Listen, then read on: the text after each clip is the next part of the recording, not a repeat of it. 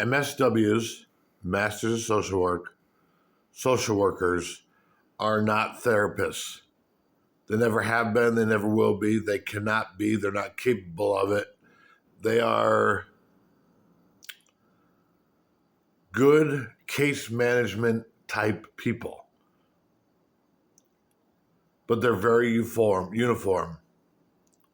And they're not therapists.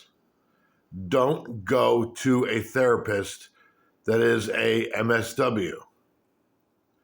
Don't go to an MSW that claims to be a therapist. They're just going to fuck you up in the head because they're not therapists. They have no idea what they're doing.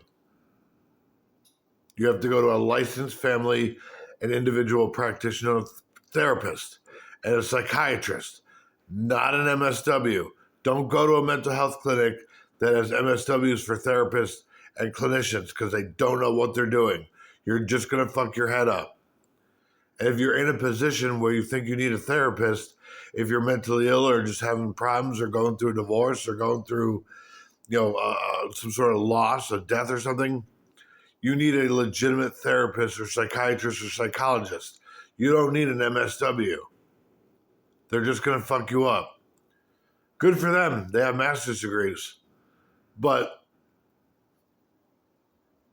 let's just calm it down. They don't know what they're doing when it comes to being a therapist.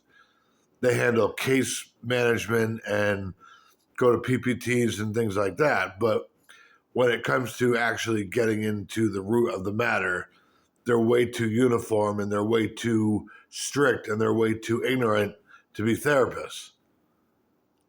And everybody knows it within the mental health community. So you should know it too. Do not go to a MSW if you need a therapist. They're not therapists. It's like being somebody who specializes in oil changes, replacing your engine. They won't know what to do. It's the same exact thing. Do not go to an MSW if you need a therapist.